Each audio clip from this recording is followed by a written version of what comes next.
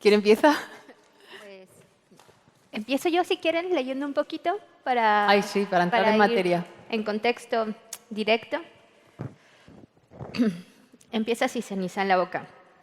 No lo vi yo, pero como si lo hubiera visto, porque lo tengo taladrándome la cabeza y no me deja dormir. Siempre la misma imagen. Diego cayendo y el ruido de su cuerpo al impactar contra el suelo. Entonces me despierto y pienso que no me pasó a mí, ni le pasó a Jimena, ni a Marina o a Eleonora. Le pasó a Diego. Y una y otra vez, en mi cabeza el sonido, como un costalazo, como un cristal rompiéndose en pedazos y encajándose en un saco de arena de golpe, de repente, sin avisar, seco, contundente, un encontronazo entre costillas, pulmones y asfalto. Así, pum, no, así, pum, no, así, no, así, track. Dragot, no, así, pum, clap, crash, brum, brum, brum, y un eco. No, no hay un sonido que describa el ruido que se escuchó. Un cuerpo estrellándose contra el suelo. Diego queriendo ser estruendo, queriendo interrumpir la música de su cuerpo. Diego dejándonos así, con él suspendido entre nosotros. Diego una estrella. No lo vi yo, ni lo vio mi mamá. Las dos estábamos lejos, mi mamá más lejos que yo, porque mi mamá ya estaba lejos de nosotros desde antes de que Diego se suicidara. Mi mamá, 9 años fuera.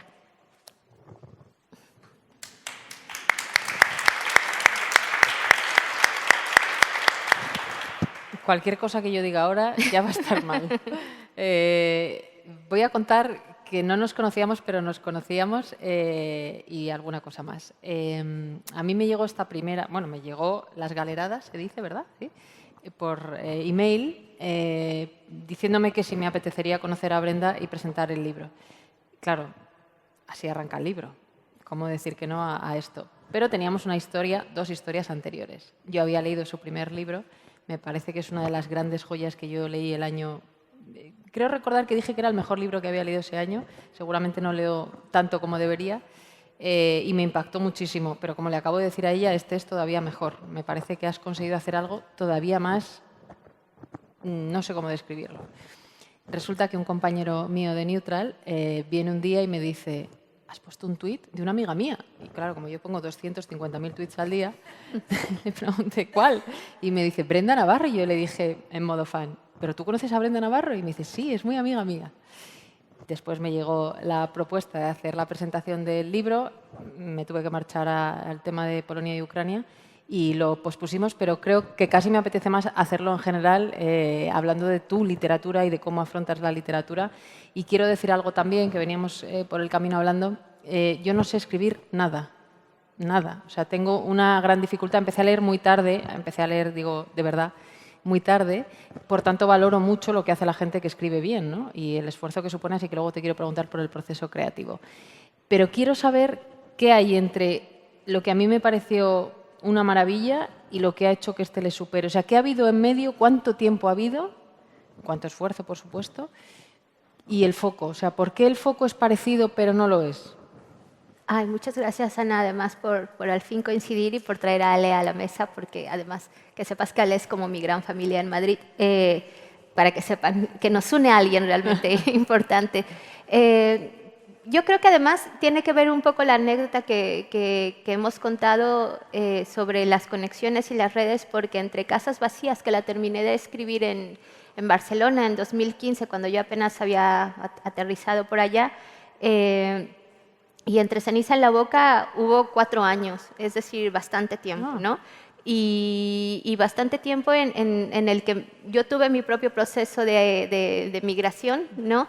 Que no tiene nada que ver con Ceniza en la boca, porque me lo preguntan mucho. ¿Es autoficción? ¿Tiene algo que ver con eso? Y yo digo que no, definitivamente no, porque soy una migrante muy privilegiada, pero sí que me ha interesado conocer el lugar en el que estoy viviendo ahora, y por supuesto algo que me llamaba mucho la atención era todos esos lugares de personas migrantes que estaban tratando como de performar su propia identidad para adaptarse a las nuevas personas que van a ser, ¿no? Y el cambio que tuve yo de Barcelona a Madrid y lo que me supuso para mí Madrid, que fue publicar la novela de Casas Vacías y como esta nueva vida, esta nueva identidad en la que dejé de ser una ciudadana común y corriente latinoamericana que nadie hace caso a estar hoy contigo, ¿no? Por ejemplo, hay todo ese proceso que para mí ha sido muy importante porque así como, y de verdad que no les quiero hacer la pelota y mucho menos, ¿no? A todas, pero siento que si hay un lugar que me ha ayudado a ser escritora ha sido Madrid, ¿no? Me ha recibido con los brazos muy, muy abiertos y yo no sé si lo comenté de esta forma tan directa como lo voy a decir ahora, pero sí que tenía mucha incertidumbre, bueno, mucha no, más bien incertidumbre, curiosidad de cómo la iba a recibir España porque sabía que iba a Curiosidad, ser... incertidumbre, pero no miedo, vértigo, no. No, no, era más bien curiosidad. O sea, yo sentía como, o esto lo van a odiar o no sé. Pero miedo no, porque una sabe que tiene que escribir lo que tiene que escribir, ¿no? Hay algo ahí que te mueve, se te mueve en la mente, en el cuerpo, que te interrumpe y que dices, pues esto es de lo que voy a escribir. Y lo que he sentido es que si bien todo el mundo me dice algo así como es un puñetazo, es una hostia en la cara, ha sido un hostiazo que han recibido de una muy buena manera y eso además me parece muy bien porque cuando me preguntan, ¿España es racista? Y digo, claro que es racista como todos los estados-nación, ¿no? Claro que es racista, pero la diferencia está en qué vas a hacer cuando te das cuenta de que probablemente eres parte del sistema racista y yo siento, al menos en el mundo cultural, que hay una gran autocrítica y eso me parece fabuloso. Ya de ahí que pasemos a la acción no lo sé, ¿no? Pero que se sienta una autocrítica de parte de lectoras y lectores me parece muy interesante y tiene que ver con, está todo esto, este conocimiento de España respecto a lo que significa para mí estar viviendo acá, ¿no? Yo en esa primera versión que recibí subrayé, ¿no? en la tablet un montón de frases de lo que tú estabas describiendo ahora, ¿no? La normalización de algunas situaciones que tú describes muy bien. Me parece que haces un ejercicio que está muy bien de un compromiso. O sea, supongo que no te gusta que te identifiquen con una autora de cierto tipo, o sí, porque sé que eres muy comprometida, eso es lo que quiero saber, pero lo haces sin aspavientos, y esta es la parte que me gusta, es decir, no necesitas así ponerte como un poco como me pongo yo y fruncir el ceño para demostrar que ese ostión, como dices tú, es que es en una frase muy sutil, ¿no? Y creo que eso es parte del valor de tu literatura, ¿no? Ese compromiso sin aspavientos que es dolorosísimo en ocasiones, pero que tampoco hace falta que levantes mucho el tono, ¿no? Porque es ficción, ¿no? O sea, Bueno, esto, al esto revés, es lo yo que yo sentí que digo. no era ficción. El mundo, digamos, que creo, que creé en esta novela, finalmente es ficción y estoy hablando yo, pero en realidad están hablando las personajes y me están exigiendo cosas. Tengo que decir de verdad que cuando empecé a escribir la primera parte, ni siquiera sabía de qué iba a ir la segunda parte. O sea, no sabía que iba a terminar ella viviendo en Barcelona, ¿no? Sino fue la propia construcción de las personajes que fueron diciendo, tiene que ir por aquí, y de pronto, claro, empezaba yo a jalar cosas que yo había visto en todo este tiempo y ya las personajes me iban exigiendo esto, ¿no? No me molesta que digan que mi literatura es social o combativa o política, o etcétera. Yo de hecho lo agradezco porque también creo que eso es parte de las lectoras, ¿no? Como del sentido literario que termina con lectoras y lectores. Son vosotros y vosotras quienes dicen, esto es combativo porque les mueve algo, porque les identifica. Y para mí eso es un gran honor, ¿no? Es un gran honor que se sientan así, que compartan conmigo eso. Lo que yo de pronto digo, a lo mejor por ahí hay un lector, y diré lector, despistado, que diga, como esto es combativo, no me interesa, yo quiero hablar solo de literatura, ¿no? Y entonces se podría estar perdiendo un libro que podría conversar con él, pero como es un lector despistado, a lo mejor no quiere No nos leer mi libro, interesa, ¿no? sí. O sea, es como, bueno, me voy a perder de un lector despistado, pero está bien, los libros además le llegan a las personas que le tienen que llegar, estoy segura de eso. Sí, además es muy de tripas. O sea, he tenido la sensación en los dos. Claro, el propio título creo que te hace un poco masticar el dolor que te vas a ir encontrando desde el arranque, por supuesto, que tú has leído, el resto del libro, ¿no? Luego te diré cuál es uno de mis pasajes preferidos.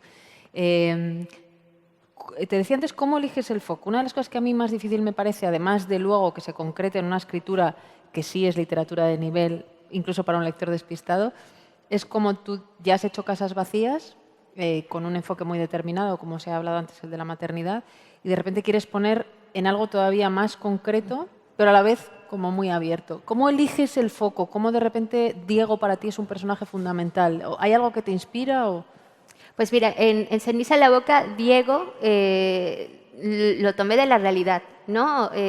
Recuerdo, y esto fue justo cuando íbamos a empezar a hacer la promoción de casas vacías en España, en 2020, leí yo una noticia sobre un chico de un barrio del sur de Madrid que había hecho esto, se había arrojado del quinto piso, y claro que me conmocionó, ¿no? Y por supuesto mi prejuicio pensó, si vive en un barrio del sur de Madrid, seguramente es un chico migrante, ¿no? Y entonces por eso di clic a la noticia, y era un chico inmigrante, era un chico de Galicia que había venido a Madrid, y de lo poco que recuerdo de esa noticia era que querían insertarla dentro del bullying, y a mí de pronto eso me parece como, vale, era bullying, se acabó, ¿no? Lo que sucedió después es que la noticia desapareció de la red, ¿no? Ya luego colegas tuyos me han dicho, lo que pasa es que hay un acuerdo tácito ahí de no hablar de suicidios, y a lo mejor se bajó o algo así porque no la volví a encontrar. Y esa noticia me dejó como pensando un montón de cosas de aquí hay algo que como Brenda me está incomodando mucho, ¿no? Y no sabía bien qué, porque no quería decir es porque pensé que era un chico migrante, y de pronto dije, a lo mejor sí es eso, es tu propio, tu propio prejuicio de pensar, claro, esto le pasa solo a los chicos migrantes, ¿no? Lo pensaba yo, y cuando hay algo que no me sé explicar en la vida, voy y me pongo a inventarlo para ver qué dice, ¿no? Porque además eso me quita un poco de responsabilidad cívica, ¿no? Como decir, yo como persona, por ética, a lo mejor no me metería en estos temas, pero dentro de la ficción puedo hacer lo que se me dé la gana, lo cual agradezco un montón de la ficción. Y empecé pensando en eso, como, ¿qué fue lo que le puede pasar o le pasó a esta persona de 14, 15 años para tomar esa decisión? Porque además es una decisión fuerte, ¿no? Hay muchas formas de suicidio, pero el hecho de decidir aventarte por la ventana implica también el saber que de verdad no hay regreso, ¿no? O sea, es una decisión muy, no sé si muy bien pensada, pero muy consciente.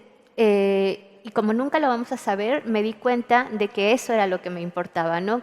Como esta no verdad, como esta verdad que se disipa, que nunca vamos a tener, que nunca vamos a poder construir, era lo que le iba a dar cuerpo a la novela, ¿no? Y siempre me han interesado, igual con Casas Vacías, lo que pasa alrededor del gran acontecimiento, ¿no? No el acontecimiento en sí, sino lo que pasa alrededor, lo que deja, las ruinas, los cuestionamientos, el sentido de la pérdida, el nunca tener una verdad, que creo que es la cosa más dolorosa que le puede pasar a un ser humano, a una ser humana, el no poder construirte una verdad y tratar de construirla y saber que no es la verdad, era lo que me movía tanto en Casas Vacías como en Ceniza en la boca. Para mí las dos novelas se trata de la pérdida de una verdad que nunca vamos a tener.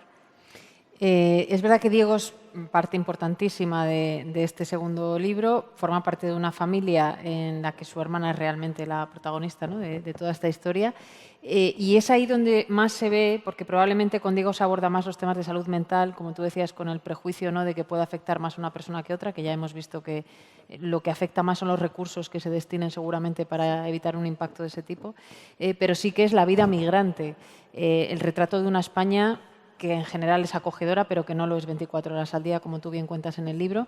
Y luego también el olor y el sabor que te dejas en el país en el que naces, que a veces lo echas de menos, pero a veces incluso lo puedes llegar a despreciar, ¿no? Depende de las vivencias que hayas tenido y de la edad con la que llegas. Todas esas vivencias, tú dices, no es autobiográfico. Pero hay una parte que sí tiene que ser, que tiene que estar Brenda, ¿no? Digo en la parte de la migración, porque tú tienes esa mirada todo el rato en la literatura. Sí. Me gusta que me hagas esta pregunta porque además yo sí, en la vida real, Brenda como persona, creo que migrar es una gran cosa, ¿no? O sea, creo que es un proceso muy doloroso en sí, porque, y probablemente eso es lo que esté dentro de la novela, porque sí creo que es como tener una doble adolescencia, ¿no? Llegas a un país de acogida, y pongo las comillas muy grandes porque no siempre se te acoge, ¿no? Pero llegas a un país de acogida y tienes que hacer lo que hacen los adolescentes, que es tratar de encontrar un grupito en el que compartes cosas en común, intereses en común, tienes que tratar de ser simpático, tienes que tratar de adaptarte, tienes que sentarte a la mesa y decir, bueno, pues voy a escuchar de qué hablan para luego yo, ¿sabes? Reconocer los códigos culturales, es como vivir una nueva adolescencia. Lo que pasa es que cuando ya lo vives como adolescente, imagínate, es como doble trabajo, pero incluso las personas adultas es como, yo ya no quería estar en el bachillerato, ¿no? Porque me siento de nuevo en el bachillerato, pero la gran cosa para mí, que según yo se entiende, pero las lectoras no me lo sostienen, es que llega un momento que cuando eres migrante decides y entiendes que tienes unas nuevas gafas, que ves con mayor nitidez el mundo y que esa es una gran herramienta para vivir y para seguir viviendo, ¿no?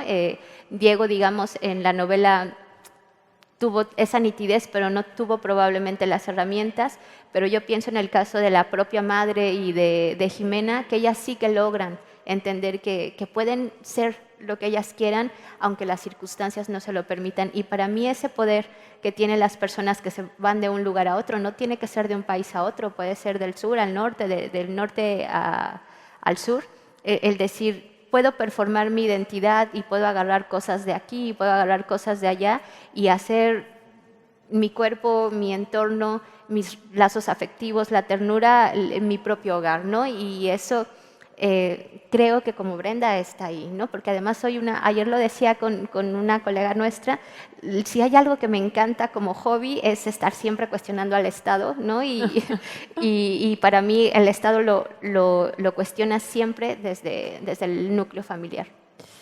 Claro, pero escuchándote, efectivamente es más resistente y tiene una mirada diferente y más enriquecida, ¿no? Alguien que ha vivido ese proceso. Pero claro, como diría Sabina, qué puta es hacerse mayor sin delicadeza, ¿no? Que en el fondo es un poco ese viaje de todo tipo emocional, o sea, la exigencia encima mujer, o sea, no solo migrante, sino que además mujer, que eso además aparece en el libro, ¿no? Ese doble coste que tiene, que aunque en un resultado como en el tuyo, en Brenda, sí que es un éxito, claro, no es lo habitual. De hecho, el periplo de Jimena es ir cayéndose, no cayéndose y levantándose, no, es cayéndose y cayéndose, ¿no? sí. Sí, me encanta que digas esto porque aquí hemos terminado la discusión de que esto no puede ser autoficción, ¿no? Porque soy Sí. como la gran excepción de la regla de que a mí me ha ido bastante bien. Cuestionaría lo del éxito, pero esa es otra cosa, ¿no? Pero sí, en efecto, lo que yo creo y he aprendido también es, yo vengo de un país que expulsamos muchísimas personas migrantes y el tema de las fronteras y todo eso lo vivimos siempre. No conozco a un solo ser mexicano o mexicana que no tenga a alguien viviendo en Estados Unidos, un familiar, lo que sea, siempre hay alguien, ¿no? Y nosotros hemos creído que somos los buenos migrantes, ¿no? Y con el paso del tiempo nos hemos dado cuenta que también el Estado mexicano es un Estado muy duro, muy racista, muy clasista, que maltrata muchísimo a ciertas poblaciones migrantes. Y todo esto te lo quiero decir que de verdad tiene un punto, porque creo que en el fondo, como yo venía con esa idea de que todos los migrantes somos buenas personas, somos el buen migrante, una cosa como el buen salvaje, lo que me he dado cuenta acá en España es que, y esto me lo han enseñado las migrantes, especialmente latinoamericanas, pero no solo, es que a pesar de este dolor, de verdad que la pasan bien, ¿no? O sea, soy yo la neurótica que de pronto empieza a pensar como todas estas cosas son horribles y cuando llego a convivir con personas que están luchando por sus derechos, que están haciendo que se mueva Madrid, además, respecto al tema de la migración, son mujeres que disfrutan, que bailan, que hacen, que entienden su lugar en el mundo y que aún así, sabiendo que lo pasan mal, se dan esa oportunidad de respirar. Somos, digamos, la clase media, ¿no? La clase media migrante la que de pronto va a decir, oh, pero cómo sufren, y ellas me han demostrado que no, que sufren, pero que saben que además a veces la felicidad es política, ¿no? Y no digo que ellas sean felices, pero que sí que saben que ser agentes políticas las hace distintas a como éramos en nuestro lugar de origen, ¿no? Y luego me encanta la manera en la que tienes de afrontar lo que en el fondo es una doble vida, ¿no? Además me ha gustado el símil que has hecho de la adolescencia. Hace poco vi una serie muy recomendable que aprovecho para deciros que está en Filming, que se llama In My Skin, que ganó todos los premios en el Reino Unido hace poco y es una maravilla, es de un adolescente.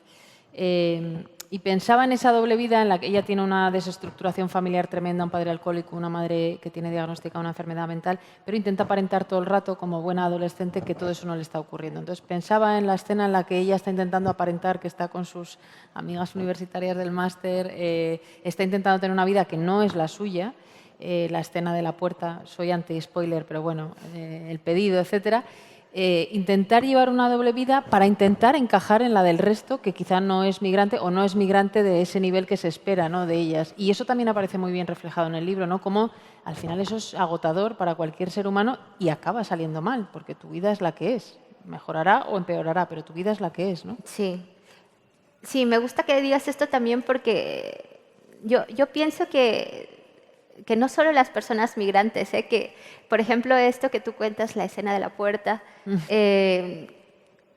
tiene que ver mucho con lo que nos exige la heteronormatividad, ¿no? Como te tienes que performar para gustarle a las personas y dar lo mejor de ti y demostrar que puedes ser esa otra persona que probablemente no alcanzas a hacer con lo que tú tienes. Y eso lo hacemos generalmente, por ejemplo, en el amor romántico, ¿no? Y a mí me parecía muy importante como poner que además la narradora intenta entrar dentro de esa heteronormatividad romántica con además esto no es ningún spoiler, ¿no? Como el escocés, revolucionario y etcétera. Y ella misma se da cuenta de que este escocés revolucionario, guapísimo, no sé qué, tampoco es lo que ella pensaba, ¿no? O sea, que se construyen distintas verdades que finalmente no son ciertas y que vuelvo a esto de las gafas y cuando ves la realidad es como probablemente tampoco necesitábamos esto, ¿no? Y creo que es una reflexión que no tiene la protagonista, digamos, de forma clara, pero que ella se da cuenta que lo que menos necesita en este momento de encontrarse en el mundo es el amor romántico, ¿no? Y me parecía importante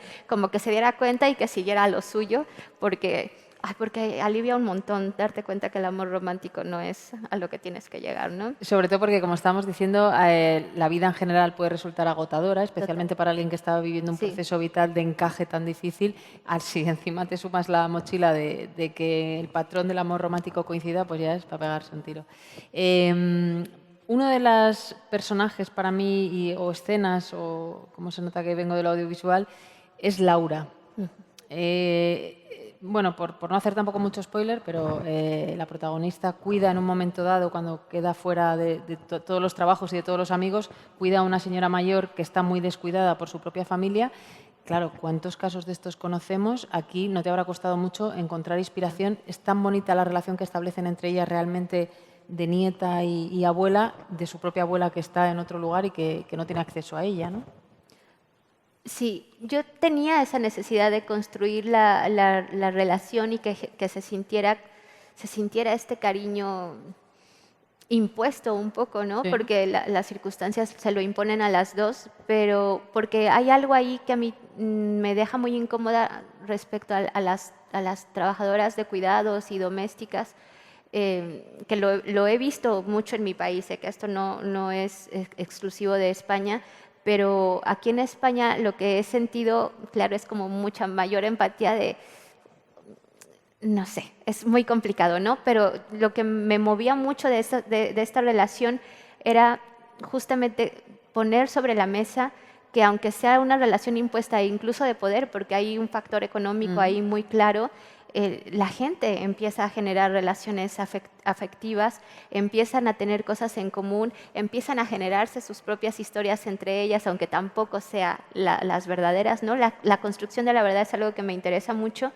y que al final terminan de una forma muy abrupta y nunca nos hemos puesto a pensar de forma o dentro de lo político, de lo público, en el daño que dejamos a estas mujeres que cuidan, que se encariñan y que de pronto cuando mueren o dejan de tener la necesidad de los servicios de estas mujeres, es como, aquí no pasó absolutamente nada, tú no tenías ningún tipo de relación, por supuesto no eres de la familia, entonces nos olvidamos de ti. Ese ser una persona desechable cuando lo que le estás pidiendo es que genere cuidados en la persona que quieres, es algo que me sigue haciendo un montón de ruido, ¿no? O sea, no puedo entender cómo puede ser un contrato económico y que no se tenga como la la sensibilidad de pensar en qué pasan estas cosas. Y no nos vamos muy lejos, de verdad, fue muy fácil. No sé si se acuerdan en la pandemia este señor que tenía Alzheimer y que la cuidadora le hizo creer que le aplaudían a él, ¿sabes? O sea, estas cosas tan conmovedoras están pasando en esta ciudad, están pasando en España y las chicas siguen sin rostro, ¿no? Y siguen sin ser vistas de tú a tú, de mirarlas como lo que son. Y me importaba un montón poner esa vulnerabilidad tanto de las personas que necesitan cuidados como de las cuidadoras que terminan teniendo afectos y terminan esas relaciones sin importarle a nadie porque es como, bueno, ya pasó, se acabó, murió, a lo que sigue, ¿no? Sin que nos demos cuenta que además para allá vamos, que eso es para mí lo que me mueve mucho. Para allá vamos a necesitar cuidados. Todas las personas aquí vamos a Y necesitar que es cuidados. imposible no hablar de cuidados y hablar de establecer vínculos, ¿no? Es como cuando hablas, por ejemplo, de un maestro o de una maestra, el vínculo que tiene va más allá de un contrato que efectivamente tiene para poder dar, ¿no?, clases a nuestros hijos, o incluso el sistema sanitario, claro que tienen un contrato, Claro. lamentable, por cierto, pero tienen un Sí. contrato, pero estableces un vínculo al fin y al cabo, ¿no? ¿Tú crees que hemos mejorado? En esto último que tú decías, ¿tienes la sensación de que seguimos considerando a esa gente que es de nuestra familia, que deja a la suya para pasar a pertenecer a la nuestra y que nos facilita la vida de alguna manera? ¿Hemos mejorado, has percibido en el tiempo, aunque no sean 20 años en España, los pocos que lleves? ¿Tienes la sensación, o sea, vinculado a lo que me decías antes del racismo? Porque para mí esto sí que es el corazón de nuestro país. Sí. Cuando llegó la crisis se demostró con datos que quien había levantado el PIB en este país había sido la migración. El discurso que se hizo entonces, bueno, ahora nos parece blando comparado con lo que estamos viviendo, ¿no? Pero entonces hizo un discurso de buf, que salgan, que es que viene la crisis. Yo, que quiero ser optimista y que quiero un país para mis hijos diverso, mixto, en todos los sentidos, quiero pensar que en algo hemos mejorado, pero mi opinión da igual, quiero saber cuál es la tuya. Y yo te lo respondo como yo pensando en mis hijas, te digo que creo que no, ¿no? Porque, y lo hemos visto con la pandemia, han existido, y seguramente tú tienes mejor el dato que yo, al menos 3 regularizaciones de personas migrantes justamente porque se necesitaba su trabajo y ahora no hay en absoluto ningún tipo de disposición política para regularizar a todas estas personas que por lo general son mujeres latinoamericanas que están de internas, que no se les están otorgando sus derechos, que han ido a confrontar a Pedro Sánchez, que Pedro Sánchez ni siquiera las ha mirado a la cara, que están exigiendo cosas muy básicas, que están exigiendo ratificaciones. No hemos mejorado, para mí no hemos mejorado porque no está haciendo ruido, ¿no? Ahora hay un movimiento de personas migrantes tratando de pedir que se discuta, ni siquiera que se regularice, que se discuta, y han pasado meses y hemos llegado solo a 200.000 firmas. 200.000 firmas de personas con DNI español no es nada en un país tan grande, ¿no? Entonces yo creo que no, y que además lo que más me preocupa pensando en nuestras hijas, que son el futuro, tus hijos, quienes estamos acá, no nos estamos dando cuenta que cuando permitimos que se violenten los derechos de estas personas, al final nos van a violentar nuestros propios derechos, ¿no? Entonces, creo que ahí estamos, seré optimista contigo, estancadas en esa discusión. La buena noticia es que se está dando y que lo estamos hablando tú y yo y se está hablando en otros espacios, pero creo que estamos estancados. Quizá falta presión social. Yo siempre digo, aunque a veces no lo parezca, los políticos son seres humanos, no vienen de Marte, los elegimos los ciudadanos y además a veces castigamos a los políticos empáticos. No sé si recordáis cuando Merkel decidió hacer la política de acercamiento a la migración, ¿no? Y hubo una acogida grande de refugiados, fue castigada en las urnas y apareció la ultraderecha en Alemania, ¿no? Bueno, pues somos los ciudadanos los que castigamos o premiamos ciertas cosas y efectivamente la presión social va disminuyendo. Por eso yo sí que creo que esta literatura es importante y necesaria, ¿no? Porque habla de cómo somos y habla de lo que nos estamos convirtiendo también, ¿no? O sea, la escena de Laura y de la protagonista es muy tierna, pero claro, te llevas un bofetón en la siguiente página que te deja doblada, ¿no? Y es la realidad. O sea, sí. A ver, no sé qué hora es. Machismo. Hemos hablado del racismo que sobrevuela especialmente este último libro. He leído varias entrevistas tuyas para preparar el día de hoy y en eso también eres muy combativa. Me gusta mucho que dices, lo mío son lectoras, porque percibes que mayoritariamente somos mujeres. Fíjate que no creo que lo que tú cuentas sea para mujeres, este es el debate eterno, pero dices, sí, quien decide que se publique y que no siguen siendo los hombres. Sí. Eso es así en cualquier lado, no hemos mejorado, nada. Bueno, Ana, lo que pasa es que yo creo que aquí el verbo, no sé si es mejorado, ¿no? O sea, no estoy muy segura. Evolucionado, no sé. O sea, creo que estamos en la gran discusión, ¿no? Y eso sí creo que es importante y es algo que yo rescato muchísimo de los movimientos de las mujeres, ¿no? Aunque nos estemos confrontando entre nosotras mismas porque pensemos distinto, sí es verdad que los movimientos de las mujeres somos de los pocos y casi que diría que de los únicos movimientos que no hemos usado un arma para generar cambios, ¿no? No hemos matado a nadie y en las discusiones, en las confrontaciones, nos gusten o no nos gusten, se va avanzando poco a poco, ¿no? En ese sentido, no sé si para mejor, pero sí creo que sí estamos incomodando y a mí me gusta mucho la palabra incomodar, por eso te dice, no sé si mejorando, pero creo que sí estamos incomodando en todos los aspectos, ¿no? En el mercado, en la industria editorial, en nuestras propias casas, entre nosotras mismas, ¿no? Pero de ahí a que tengamos realmente la autonomía económica, yo sí creo que vamos fatal. ¿No? Eso está en debate.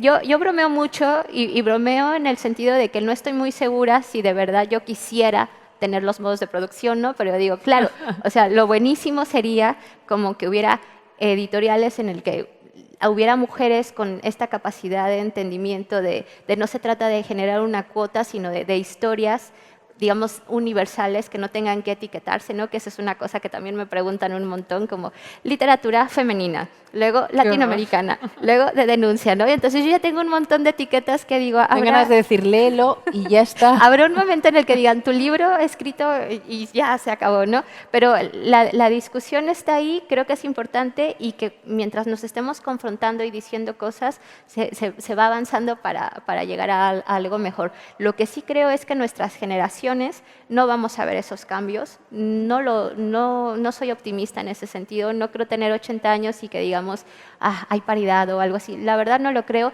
pero sí creo que estamos dejando buenas conversaciones para que las nuevas generaciones digan, a ver, ¿no? O sea, mi gran sueño como escritora, como mujer, como madre, como pareja es que todas las mujeres seamos autónomas económicamente, ¿no? O sea, que de verdad podamos decir, estoy con esta pareja porque quiero y no porque hay problemas económicos y no me pueda separar, ¿no? O estoy con esta editorial o con este trabajo porque me motiva y no porque era lo menos peor, y así como en todos los casos, ¿no? Creo que no nos va a tocar. Generalmente cuando hablo con editores les digo, yo siento que somos escritoras en tránsito, ¿no? Que somos a las que nos han aventado al ruedo para que estemos diciendo estas cosas, no las editoriales, sino el mundo en sí, y que lo tenemos que asumir, que no pasa nada y que no pasa nada con nosotras y que sí pasan cosas cuando hay esta discusión contigo, conmigo, con quienes veo que hacen así, ¿no? O sea, me parece que está fenomenal, pero soy pesimista, creo que yo no lo voy a vivir. Pues fíjate, yo sorprendentemente llevo unos días muy optimista, debe ser que necesito gasolina para acabar el mes, gasolina o no, pero sí tengo la sensación, claro, es verdad como tú decías, que de la misma manera que tú dices yo no quiero ser un referente o un caso que se remarque porque no es un caso de migración normal, pues a mí me pasa lo mismo, pero además que yo vengo de una familia donde nadie había estudiado. Y claro, de repente todos todos los libros que quiero regalar, o casi todos, no digo todos, son de autoras como tú. O sea, estoy pensando en Sara Mesa, en Elvira Sastre, en ti. De repente, de manera muy orgánica y natural, y no queriéndolo forzar, sale que tenemos muchas más referencias. A mí me pasa en el periodismo, que tengo a Cristiana Mampur, que para mí es la diosa de las entrevistas, y me sale de manera orgánica. Y luego, por supuesto, hay muchos hombres a los que admiro en muchas disciplinas, ¿no? Pero hay una generación que es la nuestra más o menos, aunque yo soy un poquito más mayor que tú, que de repente os habéis situado en un lugar muy visible, muy respetado, que es muy difícil llegar a él, especialmente siendo mujer y siendo migrante, y que a mí de repente he pensado, hoy venía y decía, voy a hacerme una lista yo me apunto siempre en un documento que tengo 3 cosas, ¿no? en el ordenador. Uno es las series que veo, por año y por mes. otra es, soy muy maniática, otros son los libros y otros son las entrevistas, así que me gustan a mí. Entonces, hago el repaso de libros y casi todo es literatura en español, en castellano, casi todos son mujeres y casi todos sois mujeres con una mirada muy diversa. Y entonces he pensado, y yo empecé a leer muy tarde, como te he dicho antes. De repente hay muchas referencias para la gente más joven. Yo tengo una hija de 21 y uno de 10 y ella es como de repente decir, sí, esto ha evolucionado. Sí. Tiene más oportunidades de las que tuve yo también y es una privilegiada, lógicamente, pero sí hay una mejora en los referentes, que es lo que quiero preguntarte. Sí, ¿Tú, sí. ¿De dónde tú bebes? Claro. Y esas personas de dónde bebían, ¿no? Claro, sí, yo bebo de literatura escrita por hombres, ¿no? O sea, Claramente. estoy claramente formada por escritores que además seguiré defendiendo hasta la muerte, ¿no? Como me gustan y los voy a seguir, me van a seguir gustando. Claro que ahora me relaciono con un montón de mujeres, lo cual eso está fenomenal y esto es como una anécdota personal, pero que va al clavo contigo. Cuando hicimos la presentación aquí en Madrid sobre Ceniza en la boca, llevé a mi hija que tiene 6 años al baño y me dijo, mami, ¿has visto todas las personas que vinieron a verte? Yo sí, y me dice, pues yo voy a tener más, ¿no? Ahí entendí, ahí entendí. ¿Ves? Hay ahí que ser entendí optimista. que, claro, o Una sea, guerrera. ellas ya tienen estas referencias, ellas ya pueden pensar que una mujer puede traer un montón de gente, que es normal que una mujer pueda escribir, que esté en el espacio público. Por eso te digo que yo creo que nos toca hacer esa parte de transición, pero para mí está bien. O sea, está bien que lo estemos haciendo así y que lo estemos conversando y que sigamos incomodando porque vienen estas generaciones que ya además están en otro nivel, ¿no? Sí. Alex, nuestro amigo común, me decía, y me consta por lo que veo, por lo que percibo de ti, que creo que también tiene mucho que ver con lo que acabamos de comentar, es esa humildad bien entendida, también muy orgánica, en la que tú te quitas importancia, porque además el colectivo al que perteneces en el sentido de la migración le cuesta tanto llegar a todo, pero a ti también. Entonces, me parece de justicia decir que no pasa nada por decir que a Brenda también le ha costado mucho llegar, que Ya. vivir de esto es dificilísimo, o sea, porque muchas veces decimos, yo que soy muy futbolera, lo difícil que es que un futbolista, uno que nos guste, llegue. Claro. Imagínate en tu caso. Entonces, creo que a veces también se peca un poco de eso. Ser una niña como tu hija cada vez está más normalizado, pero a ti te cuesta mucho ese comentario, incluso que igual le dijiste, bueno, no te vengas arriba, ¿no? No le dije, me parece muy bien, me encantará. Pero tú no me lo encantará. practicas, entonces no sé muy bien qué es como que, bueno, eso es secundario. ¿Sabes qué pasa? Que esto a lo mejor sí es totalmente cultural. Yo vengo de un país y de un continente que vivimos totalmente en crisis, ¿no? Y sabemos que las cosas van así. O sea que esto nunca es así, y mucho menos así para siempre. Eso no pasa, ¿no? Entonces yo soy muy consciente y además en esta novela tenía toda la seguridad de que iba a disfrutar un montón cansarme en la promoción, ¿no? O sea, sabía que esta novela la iba a disfrutar mucho, que iba a disfrutar mucho hablar contigo, con colegas, con todo lo que me está pasando, porque sé que quién sabe si vuelve a pasar como buena latinoamericana, ¿no? O sea, lo entiendo perfecto. No es humildad, ni es soberbia, ¿no? Porque la verdad es que yo creo que la soberbia a veces se disfraza de humildad, ¿no? Como, no, claro, yo... No, sería soy más muy preocupante tranquila. que fuera el síndrome de la impostora, que esto también es muy común, que decir, bueno, estoy esperando a que descubran que no es, o sea, que el siguiente libro no va a ser tan bueno, que esto me parece también una presión con la que yo no sé si querría vivir. Tú dices, no, te he leído en varias entrevistas, lo has dicho ahora, no tuve miedo en el segundo. Estaba muy segura de que era lo que a mí me gustaba hacer, Sí, ¿no? sí, y bromeo ahora que como me lo preguntan mucho, digo, pues ya será la tercera, a lo mejor la tercera me da miedo, pero la verdad es que no. O sea, no tengo miedo porque no le puedes tener miedo al gozo. O sea, creo que si hay algo que yo he aprendido como migrante, como mujer, como persona así de clase obrera, que además viene de una cultura que sufre mucho y que le encanta sufrir un montón, no tenerle miedo al gozo, ¿no? Y a veces el gozo no necesariamente lo encuentras dentro del espacio público, ¿no? O sea, entiendo que lo profesional lo quiero hacer gozoso, pero no siempre va a ser así. Pero ya como, además una ya tiene una edad, ¿no? En la que dice, por favor, si no gozo esto, entonces cuando el cuerpo ya no me dé, ¿no? Entonces, no es humildad, lo que pasa es que sí creo que nada es para siempre, creo que está bien disfrutarlo creyendo que no va a volver a suceder. Y especialmente creo que vale mucho la pena en mi caso, porque sé que me escucha un montón de gente, especialmente de América Latina, que sepan que no es esto un gran caso de éxito, ¿no? Que es esto el trabajo de un montón de personas, ¿no? O sea, porque yo lo escribo y luego viene todo el trabajo de la editorial, y luego viene todo el trabajo de quienes nos acompañan en la promoción, Matadero, tú, como todos tus demás colegas, y luego viene el trabajo, y yo lo llamaré trabajo ahora, de las personas que se dedican a venir desde no sé dónde a vernos. O sea, es un trabajo colectivo, ¿no? Entonces, me parece un poco soberbio Ya se está quitando creer... importancia otra vez. Trabajo un colectivo. poco soberbio creer que es mi éxito, es más bien es el éxito de un montón de personas que hemos logrado que, por ejemplo, esto suceda hoy, ¿no? Vamos a dar algún turno de preguntas por si hay preguntas también. Yo seguiría aquí mucho rato, pero ¿en qué estás? Que estoy. O sea, no podrás contar, No, pero... mira, hay veces que digo, bueno, la tercera novela va a tardar y va a tardar, ¿no? Pero es verdad que está. Aparece la protagonista de la tercera novela aquí en Ceniza en la Boca. Tiene nombre, entiendo perfectamente cuál es el escenario. ¿Ah, sí? Sí, o sea, lo tengo muy claro. Lo que pasa es que parte de mi proceso creativo tiene que ver con dejar de pensar en la historia y mamar todo lo que pueda, ¿no? Y entonces ahora quiero leer mucho, quiero ver muchas series, quiero ir mucho al cine, quiero ir a muchas exposiciones y ver cómo alimentarme de lo que está sucediendo, y ya escribiré. Y de repente hace clic. O sea, hay un día que después de haber visto 4 series buenísimas, haberte leído 5 libros maravillosos, es que como yo soy muy analfabeta, necesito saber si hay un día que te iluminas y dices, ahora. Pues y te mira, tienes que sentar, claro. O sea, la tercera protagonista de lo que en México llamaron Brendaverso, ¿no?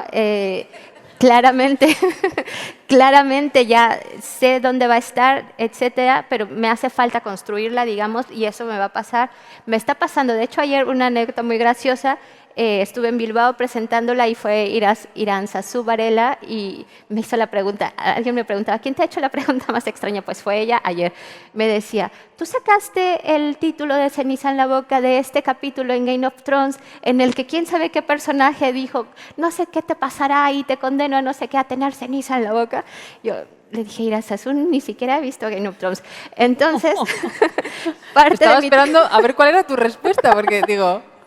Entonces, parte de mi trabajo es ahora irme a ver Game of Thrones, tratar de llegar a por qué se construye esa frase y ver qué puedo sacar de ahí, porque lo que decíamos es, esa serie trata del poder, y si hay algo que me encanta a mí es analizar el poder, así que ahí sé que va a haber algo. Ya sé que en la literatura de lo que llamamos Europa del Este va a haber un montón, estoy buscando muchos autores. O sea, sí, creo que ahora lo que me toca es que venga gente, me deslumbre y diga, voy a tomar esto de aquí y de acá, porque la verdadera herramienta de las escritoras es escuchar al mundo para mí.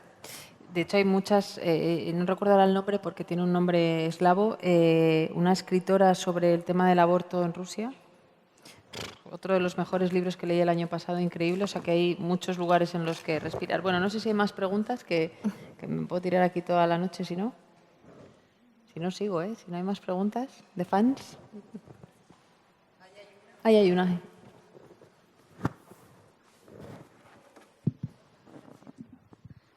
Bueno, yo en realidad vengo a agradecerte un montón. Yo migré de México también hace 2 años.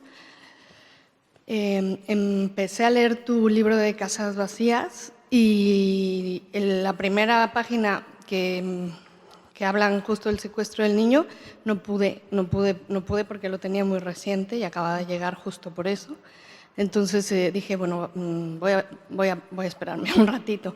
Y cuando me encontré este libro en Valencia hace poquito, me lo eché en el AVE y me dejó fascinada, y en realidad vengo a decir muchas gracias porque me sentí súper reflejada en lo de México, en lo de España, en la migración.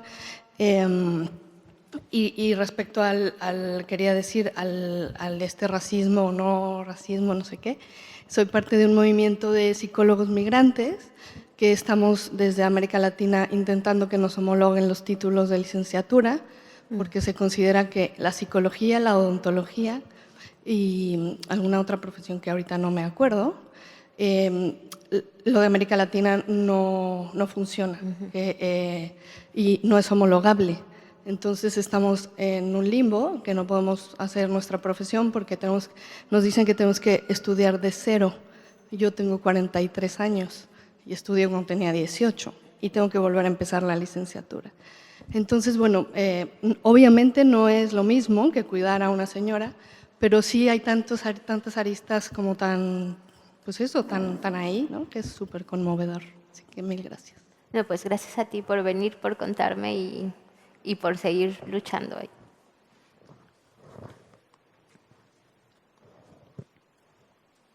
Mira, por aquí. Es una pregunta muy sencilla, pero el título de la conversación es La literatura no es un país, Sí. y quería saber por qué lo habíais elegido, porque Sí. sé que lo habéis elegido vosotras.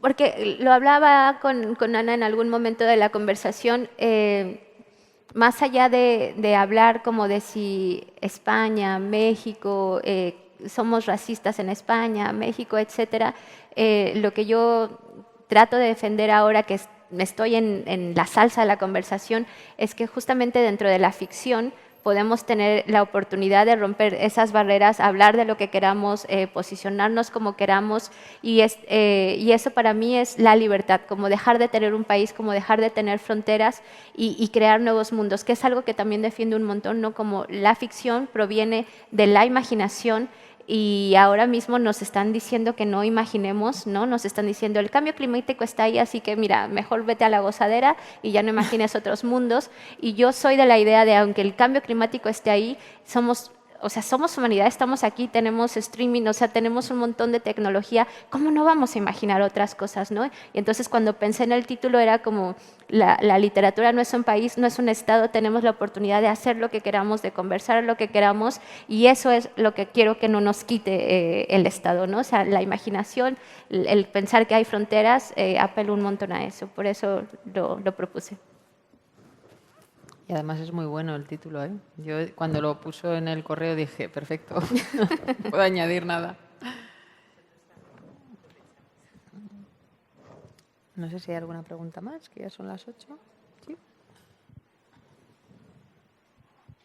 ¿Te referiste a los lectores, a los autores con los que te habías formado o que eran tus influencias y me gustaría saberlo?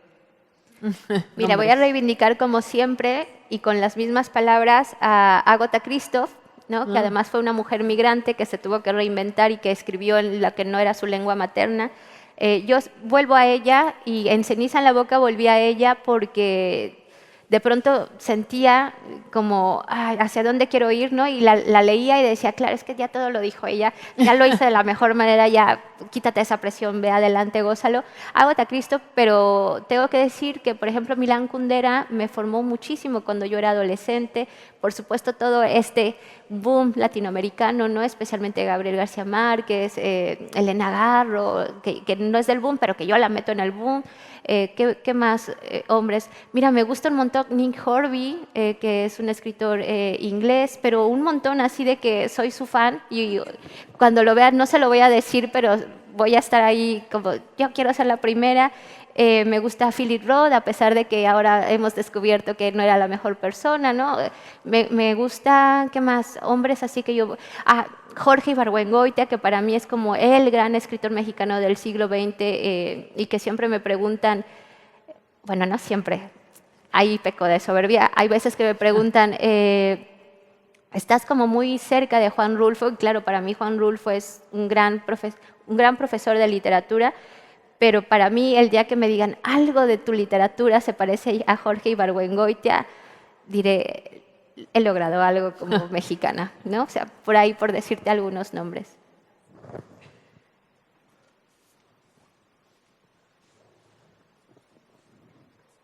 Cuando decías que tenías interés por acercarte a la literatura, entiendo, ¿no? De la Europa del Este, ¿has dicho? Sí. ¿Por qué? ¿Por qué? Qué bueno, dije, me va a preguntar nombres y además de que no lo sé pronunciar, no me acuerdo de todos. ¿Por qué como Pero, una cosa, ¿sabes como un qué? foco? Hay una gran cosa que yo descubrí estando aquí en España ya, que, por ejemplo, lo que era Yugoslavia, hubo una época por ahí de los años 70 que tenían una gran fascinación por la música de mariachi, ¿no? Que realmente la disfrutaban y era la música que ellos tenían en sus fiestas. No entendían lo que decían, pero la vivían hasta que llegó el gran genio yugoslavo y se puso a hacer discos con música de mariachi, le cantaba en su idioma y todo el mundo decía, es que esa música realmente nos dice algo, ¿no? Y yo cuando he estado en lugares que digamos son de Europa del Este, me he dado cuenta que incluso el olor de la tierra se asemeja más a la tierra con la que yo crecí que, por ejemplo, la que pueda haber aquí, la forma en la que se relacionan las familias tradicionales y todo eso, las siento mucho más cercanas a como yo he visto esto, ¿no? O sea, siento que hay una relación muy importante que no hemos explotado lo suficiente y por eso creo que tengo que encontrar esas claves y esos códigos porque siento que ahí hay algo que yo necesito explotar. Qué conexión más curiosa. Sí. Bueno, no sé si hay alguna pregunta más. Y si no, Brenda, los honores de la despedida tuyos. Muchas gracias, Ana, por conversar conmigo y gracias a todas las personas por estar aquí en un día de tanto calor y tan complicado en Madrid. Muchas gracias. Y comprad el libro, que es buenísimo, buenísimo.